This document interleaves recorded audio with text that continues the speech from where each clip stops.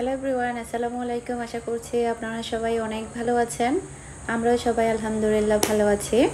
আরও একটু নতুন ভিডিও দেখার জন্য আপনাদের সবাইকে ওয়েলকাম জানাচ্ছি। তো এটা হচ্ছে সকালের ভিডিও। তো আমি আজকের ভিডিওটা সকাল থেকেই শুরু করলাম। তো এখন হচ্ছে আমি অরেঞ্জ কেক কেটে নিচ্ছি, এগুলো হচ্ছে ডেলিভারির জন্য যাবে। তো আশা করছি আমার আজকের পুরো ভিডিওটা আপনাদের সবার কাছে অনেক ভালো লাগবে।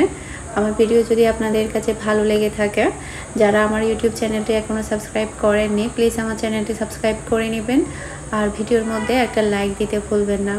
তো আজকে হচ্ছে আমার প্রায় অনেক কিছুরই অর্ডার আছে, একে একে আপনাদের সাথে শেয়ার করব। জাস্ট শর্ট ভিডিও, প্রতিদিনের মতো শর্ট ভিডিও শেয়ার করব। তো দুইটা হচ্ছে অরেঞ্জ কেক। তো অরেঞ্জ কেকগুলোকে হচ্ছে আমি পিস পিস করে কেটে তারপরে হচ্ছে বক্সে ঢুকিয়ে নিচ্ছি।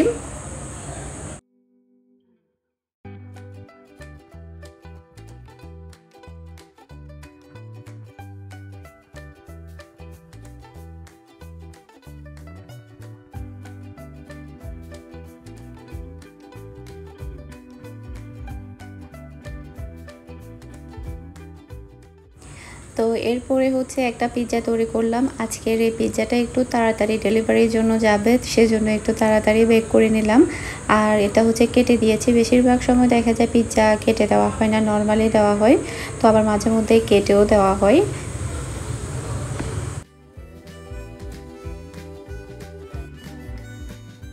তো সেই সাথে জার কেকের অর্ডার ছিল 3টা। তো আজকে আমার একদিনে কি অর্ডার ছিল সেগুলো জাস্ট আমি শর্ট ভিডিও করে আপনাদের সাথে শেয়ার করলাম।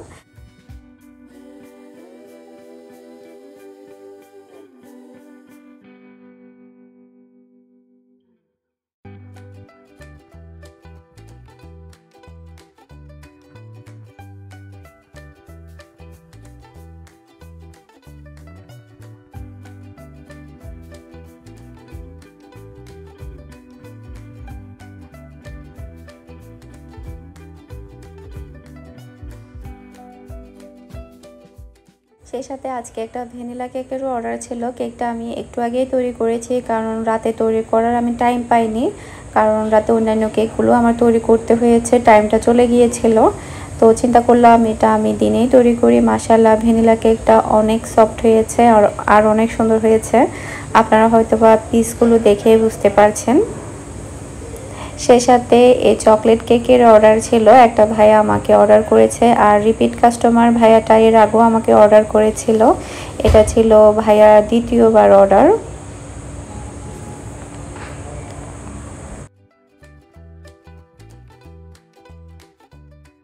কেকের ডিজাইনটা কেমন হয়েছে সেটা আমাকে অবশ্যই কমেন্ট করে জানাবেন। আর সেম ডিজাইনের কেক কিন্তু আমি নরিনের জন্য তৈরি করেছিলাম ওর বার্থডে উপলক্ষে।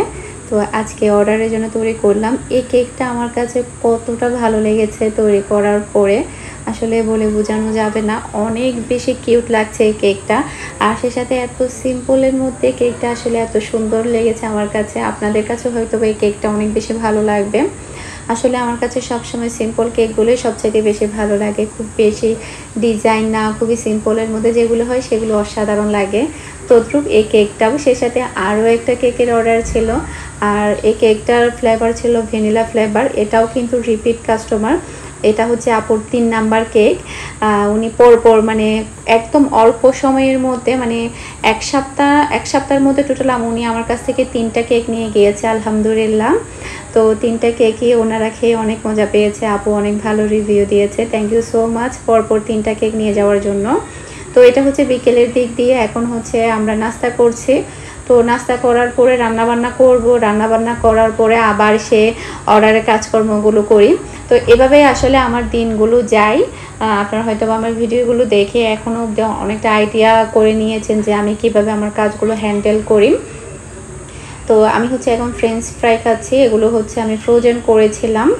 তো চা দিয়ে হচ্ছে বিস্কিট খাচ্ছি। এই বিস্কিটটা হচ্ছে নর্মালি খেতে অনেক বেশি মজার, ছোটো ছোটো বিস্কিটগুলো অনেক বেশি মজা লেগেছে আমার কাছে। চা দিয়ে না, জাস্ট এমনিতে খেতে অনেক ভালো লাগে। একটু হালকা মিষ্টি মিষ্টিও লাগে, আবার আহামরি আবার মিষ্টিও না। খুব ভালো লেগেছে আমার কাছে এই বিস্কিটটা।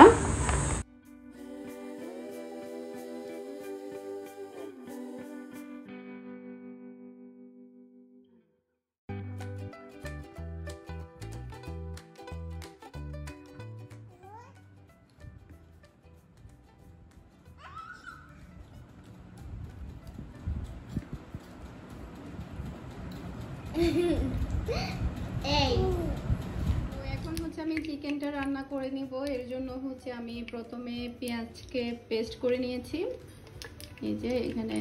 তো আমার হচ্ছে এটা মিক্সার জার হ্যান্ড ব্লেন্ডার দিয়ে করেছি। হ্যান্ড ব্লেন্ডারের জগ যেটা আমার, যেটা ওটা হচ্ছে আসার সময় ফেটে গিয়েছিল, মানে একটু ফেটে গিয়েছিল। তো এটা হচ্ছে আমি একটা প্লাস্টিকের কুকের বয়ামকে কেটে তারপরে করছি। তো এটা দিয়েও আলহামদুলিল্লাহ ভালো কাজ করছে।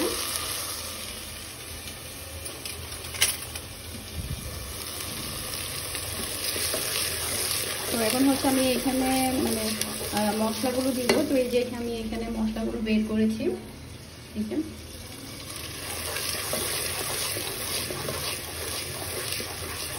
তো চিকেন রোস্টটা বসানোর পরে তারপরে হচ্ছে আমি পোলাওটা বসিয়ে দেব। তো এখানে হচ্ছে আমি গোটা মশলাগুলো দিয়ে দিচ্ছি। এরপরে হচ্ছে জয়ফল জয়ত্রী পাউডার তো করা আছে, এখানে আমি জয়ফল জয়ত্রী পাউডার দিব। তারপরে হচ্ছে জিরার গুঁড়া, তারপরে গরম মশলা, তারপরে হচ্ছে ধনে গুঁড়া, এরপরে হচ্ছে মরিচের গুঁড়া, টমেটো সস। এখানে আমি টমেটো সসগুলো দিয়ে দিচ্ছি।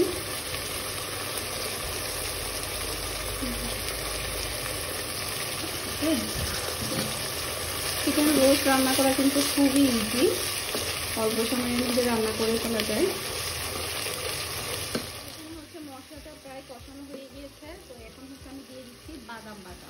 এটা হচ্ছে বাংলাদেশের যে বাদাম আছে, চীনা বাদাম যেটা, ওটাই। তো ওইটাকে পেস্ট করে দিয়ে দিলাম। এরপরে হচ্ছে আমি এখানে টক দই ইউজ করবো।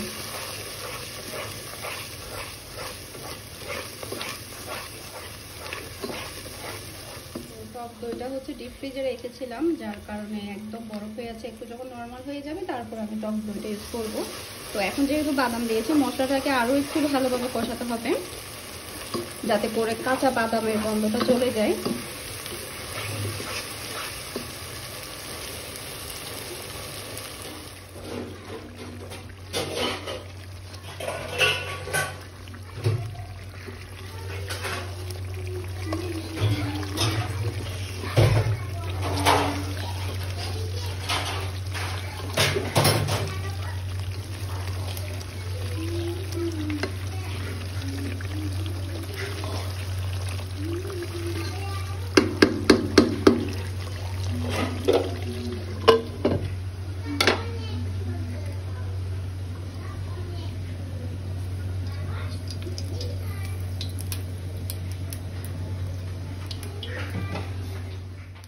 তো এখন হচ্ছে আমি পেঁয়াজটাকে হালকা একটু ব্রাউন কালার করে ভেজে নিচ্ছি পোলাওয়ের জন্য।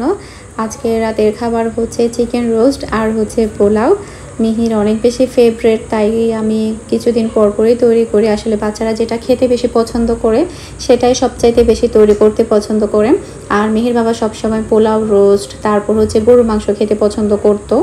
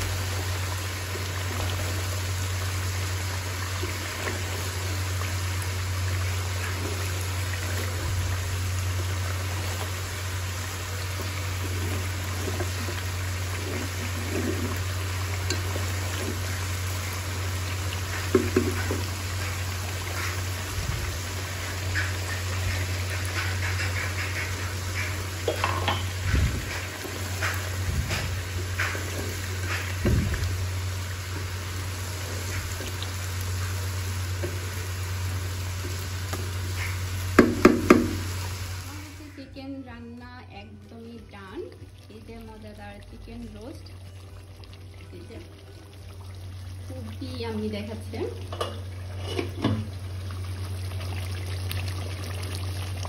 এখন আমি যেটা করব, অল্প করে একটু পেঁয়াজ বেরেস্তা এখান দিয়ে উপরে দিয়ে দেবো।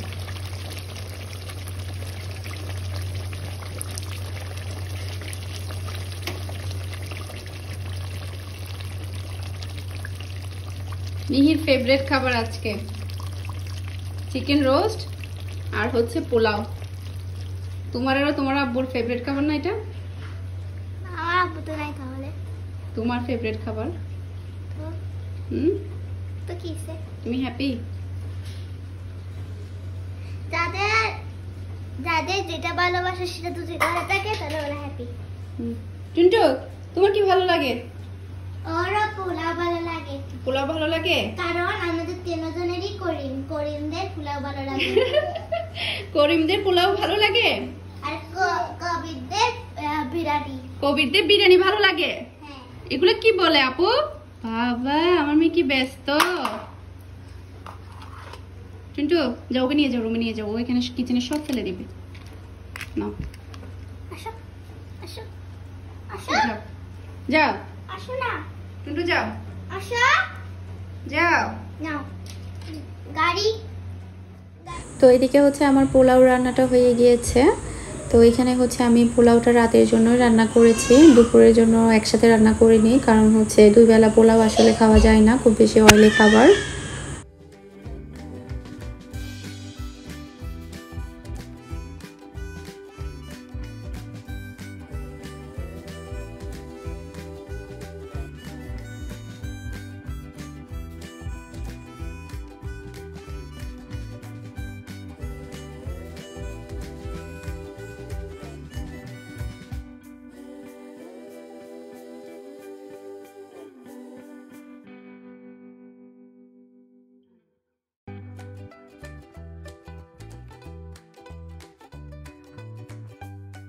এখন হচ্ছে রাতের খাবারটা খেয়ে নেব। তো আমাদের নর্মালি খাবার খেতে একটু লেটই হয়, 12টা 12:30 এরকম হয়ে যায়। দেখা যায় রান্নাবান্না করার পরে কাজকর্ম করতে হয়, সব মিলিয়ে দেখা যায় অনেকটা লেট হয়। তো এখন হচ্ছে আমরা সবাই মিলে রাতের খাবারটা খেয়ে নেব।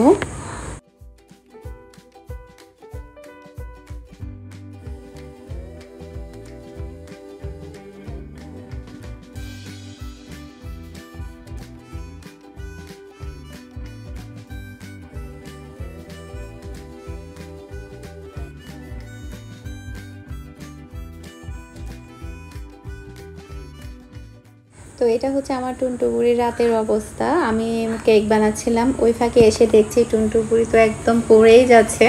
ও ঘুমালে এরকম করে অনেক বেশি নড়াচড়া করে এখান থেকে ওখানে চলে যায়। তো আশা করছি আমার আজকের ভিডিওটা আপনাদের সবার কাছে অনেক ভালো লেগেছে। সবাই ভালো থাকবেন, সুস্থ থাকবেন, আমাদের সবার জন্য দোয়া করবেন। আসসালামু আলাইকুম, আল্লাহ হাফেজ।